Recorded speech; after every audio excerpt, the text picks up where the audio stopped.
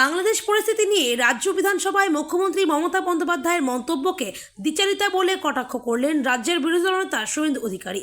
সোমবার পেট্রোপল সীমান্তে হিন্দু সন্ন্যাসীদের অবস্থান মঞ্চে যাওয়ার পথে তিনি বলেন, যখন কোটা বিরোধী আন্দোলন চলছিল তখন মন্তব্য করার সময় প্রধানমন্ত্রীর কথা মনে পড়েনি কেন?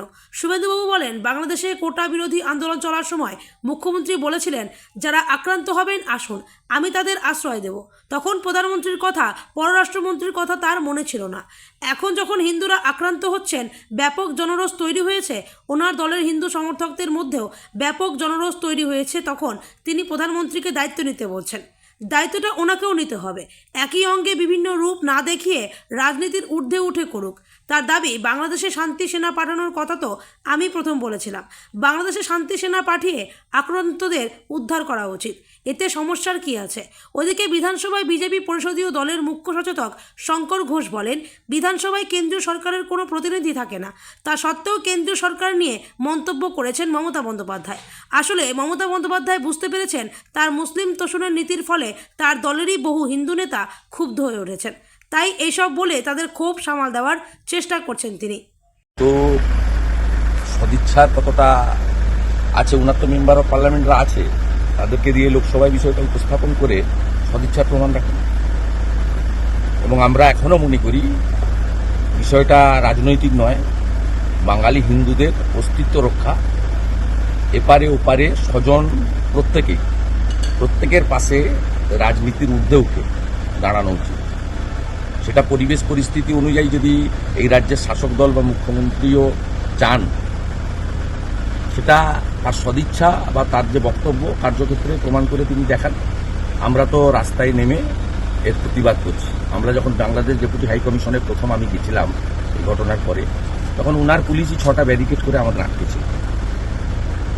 উনি যখন বাংলাদেশে কোটা বিরোধী আন্দোলনের উপরে তদানীন্তন প্রধানমন্ত্রী হাসিনা ওয়াজেদ বা তার সরকার দমনপীড়ন চালাচ্ছিলেন, তখন তিনি আহ্বান করেছিলেন, যারা আক্রান্ত হবেন আসুন, আমি তাদের শেল্টার করি। তখন প্রধানমন্ত্রীর কথা, পররাষ্ট্র দপ্তরের কথা, পররাষ্ট্র নীতির কথা তার মনে ছিল না। এখন যখন হিন্দুরা আক্রান্ত হচ্ছেন এবং বাংলা জুড়ে কেন গোটা পৃথিবী জুড়ে বাঙালি হিন্দু এবং সনাতনীরা রাস্তায় কার্যত নেমে পড়েছেন, ব্যাপক জনরোষের তৈরি হয়েছে, উনার দলের হিন্দু সমর্থকদের মধ্যেও ব্যাপক জনরোষ তৈরি হয়েছে বলে আমার মনে হয়, তখন তিনি প্রধানমন্ত্রীকে দায়িত্ব নিতে বলছেন। দায়িত্বটা উনাকেও নিতে হবে। তিস্তা চুক্তির ক্ষেত্রে উনার আপত্তি থাকতে পারে, আবার উনি আদানিকে ফরাক্কার উপর দিয়ে বাংলাদেশে বিদ্যুৎ লাইন নিয়ে যাওয়ার জন্য আম এবং লিচু চাষিদের মাথায় পুলিশকে দিয়ে লাঠিও মারাতে পারে। তাই একই রঙে বিভিন্ন রূপ না দেখে রাজনীতির ঊর্ধ্বে উঠে করুন। এবং আমি একজন সনাতনী হিসেবে, আমার মা বরিশাল থেকে আগত হিসেবে, আমাদের প্রত্যেকের এই অনুভূতিটা আছে, আমার মধ্যে সেটা কাজ করছে। তাই আমি সনাতনী ধ্বজ এবং জাতীয় পতাকা নিয়ে রাস্তায় নেমেছি। ভোট চাই, ভোট দাও, পাল্টে দিন, উল্টে দিন, গদিটা আমাদের দিয়ে দিন, এ কথা আমরা কোথাও বলছি না। আমরা বলছি দুনিয়ার হিন্দু এক হোক এবং এই অত্যাচার বন্ধ করো। এবং আমি গত পরশু দিনই যাদবপুরে বলেছিলাম যে সমস্ত মানবিক দেশগুলি, ভারত সহ, উচিত জাতিসংঘে অবিলম্বে পিস কিপিং ফোর্স পাঠিয়ে পীড়িতদের উদ্ধার করা। সে কথা আজকে মুখ্যমন্ত্রী বলছেন, তা আপত্তির কিছু নেই, কিন্তু সেই সদিচ্ছার প্রকাশ কার্যক্ষেত্রে দেখানো উচিত। দাদা বলছে লাস্ট 10 দিন ধরে গভর্নমেন্ট অফ ইন্ডিয়া চুপ করে বসে আছে, তার দল মিছিল করছে। কেউ চুপ করেছে? 3বার পররাষ্ট্র দপ্তর থেকে আপনার রিয়াক্ট করেছে, 3বার। পররাষ্ট্র দপ্তরের মুখপাত্র বলা মানে ভারত সরকারের বলা।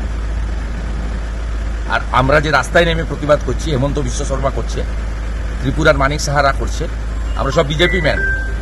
আমাদের পার্টি এবং বিচার পরিবার সম্পূর্ণভাবে এর সঙ্গে আছে। আর আমরা যে আইডিওলজির উপর দাঁড়িয়ে ভারতীয় জনতা পার্টি করি, সেই রাষ্ট্রীয় স্বয়ংসেবক সংঘের পক্ষ থেকে প্রেস বিবৃতিও দেওয়া হয়েছে, প্রেস কনফারেন্সও করা হয়েছে। বিশ্বের সর্ববৃহৎ সামাজিক সংগঠন, যার বিচারধারা আদর্শের উপরে দাঁড়িয়ে ভারতীয় জনতা পার্টি মানব সেবার কাজ করে এবং রাষ্ট্রবাদকে সবচেয়ে বেশি গুরুত্ব দেয়।